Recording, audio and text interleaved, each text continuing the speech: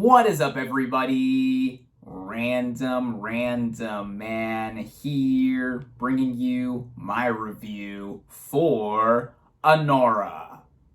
Now, the plot of this romantic dramedy follows the beleaguered romance of a stripper from Brooklyn, played by Mikey Madison, with the son of a Russian oligarch, played by Mark Edelstein. Going into this movie, I was highly anticipating it. In fact, it became one of my most anticipated movies of 2024 when it premiered at this year's Cannes Film Festival and won its top prize, the Palme d'Or. The film's distributor here in America, Neon, has now received the distinction of having distributed the last 5 Palme d'Or winners in a row here in the States, with Anora this year, Anatomy of a Fall last year, Triangle of Sadness the year before that, Titan the year before that, and then what started it all for them in this winning streak, 2019's Parasite, which became my favorite movie of that year and debatably is my favorite movie of the past decade. And all these other movies that I've mentioned, I've either really liked or loved as well. It wasn't just Anora receiving this recognition that got this film instantly on my radar. What also got this film on my radar was it being the latest film written, produced, directed, and edited by Sean Baker. Now, prior to this year's Cannes, I had only seen one film of his, and that was 2015's Tangerine, focusing on 2 transgender sex workers in LA, and I quite enjoyed that film. It is notable for having been shot entirely on an iPhone 5S, and then leading up to the release of Anora, I went back and watched the 2 films that came after Tangerine by Baker, 2017's The Florida Project, which follows the poor community living on the outskirts of the Disney amusement park in Florida, which I liked a lot as well. And then there was 2021's Red Rocket, about a former adult film star who comes back to his hometown in Texas and is doing a bunch of sleazy stuff to get back on his feet. And I loved that movie too. Each of Baker's successive films after the other, one after another I should say, I've liked more and more. And now seeing all of the hype, promotion, and lead up to Anora, I was just so excited to finally see it after it came out in limited release last week in New York and LA. And this weekend, it expanded to my local area, the Chicagoland area, and will continue to expand and go nationwide in November. Luckily for me, I was able to head out last night and see this thing in theaters where it is only currently available. Starting out with the cast and their performances, we have Mikey Madison in the role of Anora, the titular lead, or as she goes by in the movie, Annie. Now, audiences most probably recognize Madison in some supporting roles that she's had in the last few years, including ones in 2019's Once Upon a Time in Hollywood and 2022's Fifth Scream film, where she had similar fates by the end of both films, but now here in a lead role, she has a lot to work with, just with this character being a sex worker who is good at what she does, but she clearly wants something more beyond what she is doing. And her falling in with this rich Russian kid seems like a Cinderella story made for her, but oh, it is far from that, at least in the initial honeymoon phase that we see. Madison easily gives my favorite film performance of the year thus far. Her character is very strong, very assertive. She doesn't take any nonsense. You could say that for what she does, she is a gold digger at first, but then once this romance does hit, her character goes through a bunch of changes, and there's a lot of physicality to her role and not just the traditional sense of what the job of her character is. There's a lot of screaming and yelling she does at the top of her lungs, all the interactions with the other characters, and then the chemistry she also has with our main male lead that she falls in with. All of that coming together really helps her make a stand and become the breakout performance of her career thus far. And I hope so much recognition is given her way because she is someone that is reminiscent of an ingenue from the golden age of Hollywood, even if this isn't the most traditional rom-dram. The supporting cast here aid her in such an exceptional light, including Mark Edelstein as Ivan or Vanya, the rich Russian kid that Annie falls for. And he is the epitome of someone who is 21 and the most immature boy stuck in Arrested Development and just is not growing up despite having all this access to money, which probably helped coddle him in the first place. All he does is play Xbox, party, have sex, do drugs, all this stuff. And of course, him taking a liking to Annie, her being a sex worker, and them going at it together, so to speak.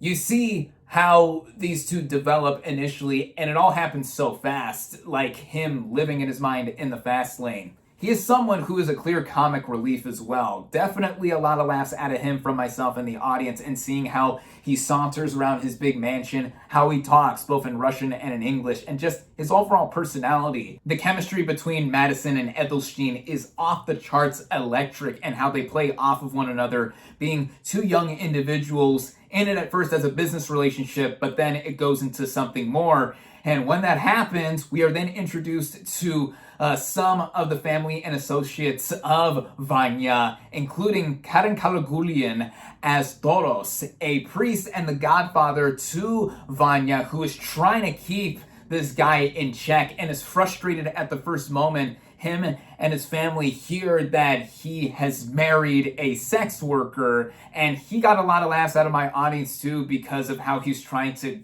get this kid out of his own mind and just grow up and be just someone who is not going to bring shame to his family and country. Vaksha Tovmajian plays Gardnik, one of the hired goons to go after Vanya and by extension Annie to have this marriage annulled. And then Yuri Borisov plays Igor, another one of the hired goons with Doros and Garnik, but he gets a bit of focus in the film too as a supporting player, as we get hints of his own backstory and just the interactions between himself and Madison as Annie, and how they have a specific rift and standoffish kind of chemistry together. And then as it grows, we get more into what their specific interactions are. I think that he is a standout performer in the movie as well. Everyone here does a fantastic job, but it is Madison here who is a real star in the making, and again, gives my favorite film performance of the year thus far.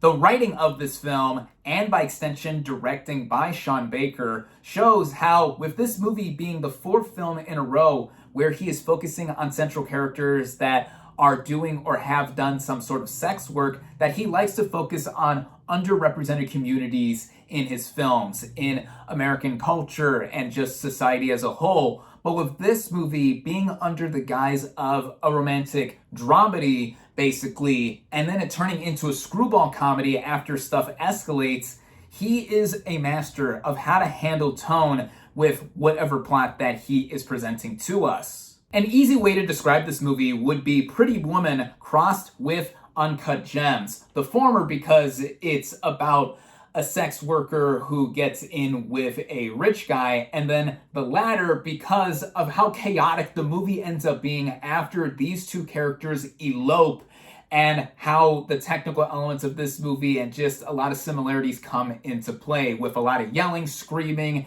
and the sound design coming in to show how not just in English characters are yelling at each other over, also in Russian and Armenian. And I think this blend helps make the movie its own, and even harken back to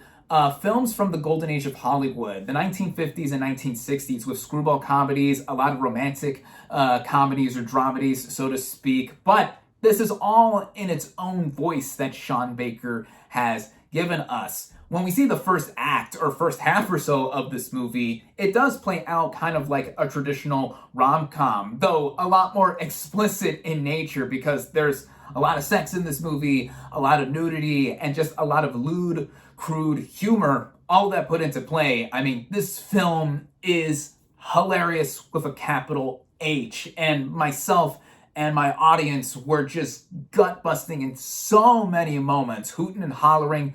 everything. This is the funniest movie I have seen in a while. But it doesn't just work in that sense. When the movie transitions into it being an aforementioned screwball comedy after the couple get married and Vanya's family find out and try to have the marriage annulled, he then books it, and Annie is left to deal with the godfather and hired goons of Vanya's family, and then it just gets even further into a lot of the physical and visual humor here, a lot of the comedy still being at play. But the movie, even amidst its craziness and chaos that also comes in, it gets dark. A lot more is revealed about these characters than we initially saw, because you could describe the first half of this movie as a big flash in the pan, living in the fast lane kind of feel with all the sequences put together of the partying, the booze, the drugs, the sex, everything here. As when it gets real, and the movie continues to balance out its tones masterfully from Baker as a writer and director, because he directs the crap out of this movie. And I think with all the focus put into play here, in it running at just about under 2 hours and 20 minutes, Baker also being the editor here, not one moment I felt the movie was dragging or rushing, especially in the second half when it looked like stuff was going to inevitably fall apart for the couple. I would describe the second half of this movie as being like watching a car crash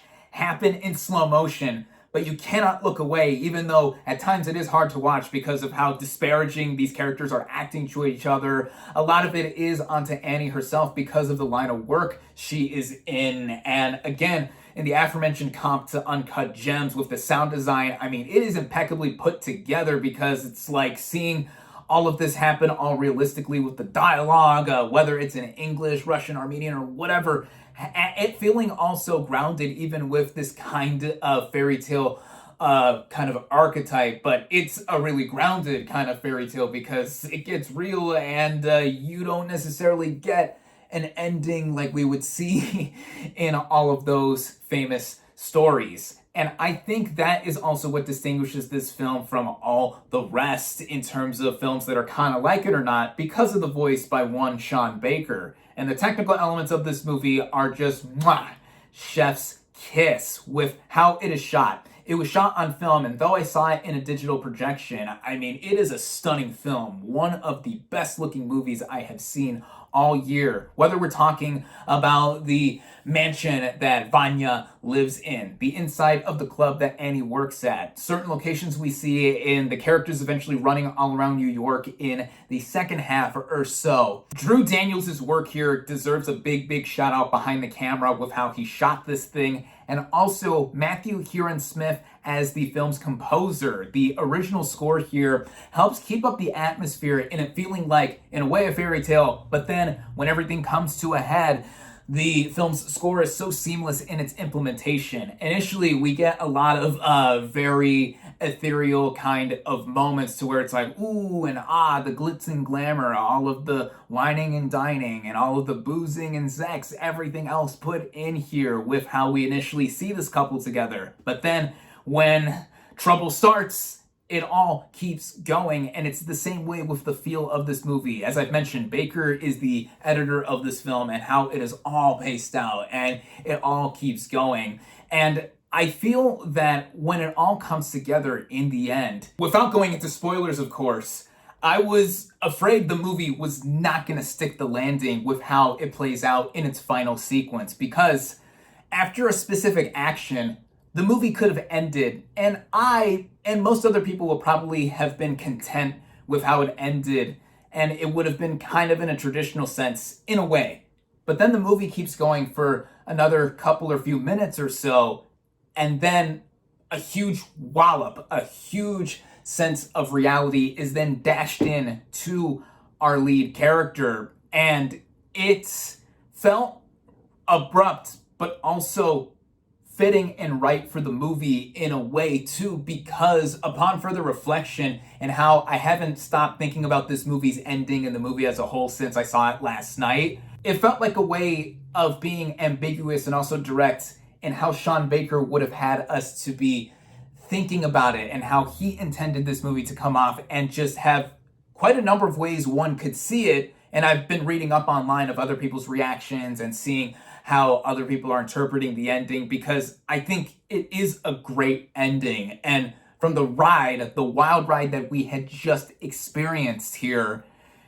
it felt like this was something that would really help make it already, I think, an instant classic. From how hilarious and unpredictable this movie is, to all of the theming and thematic elements that I haven't mentioned, to go further, again, because I don't want to give away some of the intricacies and nuance that this film has. This is a movie that I have now seen and feel is unlike any other film that I've seen this year, and harkening back to a lot of stuff that I love from the Golden Age, and then even more recently with the filmography of Sean Baker. And he has now become one of my favorite filmmakers working in Hollywood today, as for the 4 movies that I've now seen from him, he is 4. And with the increase in quality I feel that he's done with his last few entries, I feel that now he has reached the peak, the top, the best of what he has done and what I have seen, because this is now my favorite movie of 2024. I feel, looking back, at least with this year, I mean, we're almost 10 full months into 2024, and not that I think this has been that weak of a year per se for movies, and there are some movies that I've certainly loved and reviewed here on my channel, but not one movie has really stuck with me in the same way that Anora has. Also having a lot of sensibilities that I love and being put in here, while also being subverted and unconventional. It has action, comedy, drama, romance, and it all being put in a blender, and in a way that is so hard to describe in a way, but also easy to describe because of how much of a whirlwind the film is and how passionately I'm clearly talking about it. It really is such a special movie, and I think that though many people use this word lightly or just throw it around a lot, I do think it is a masterpiece. As I've mentioned early on with this video, this movie, at least here in the US, is slowly but surely expanding and will go nationwide in November. And also early on in this video, off the top with my intro showing off my knockoff Oscar statuette that I have, this movie's prospects for award season are high, even with some maybe being taken aback by the content that this movie has. I mean, there is a lot of sex here and how abhorrent the characters are, but you know, aren't some of the best characters flawed in any sense, and also going into the real humanity of certain situations? This movie, I think, would and should do well, and how the cards are being played, because award season is a game too. I think there is a lot of appeal for a movie like this, and with this movie, I feel being something that is what cinema is all about, to try to be kind of snooty and proper, or uppity if you would, in terms of taste. I think that is what cinema does, or film, movies as a whole, try to do in telling stories, and just how clearly fired up positively I am about something like this, because I adore Anora. Once again, this is my favorite movie of 2024. I cannot recommend it more highly enough. My final verdict for Anora is 5 out of 5 stars.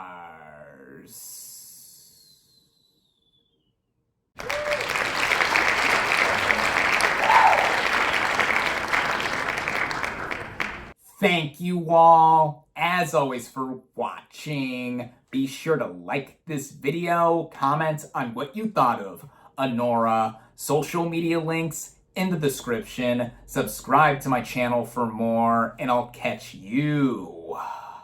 on the next movie review.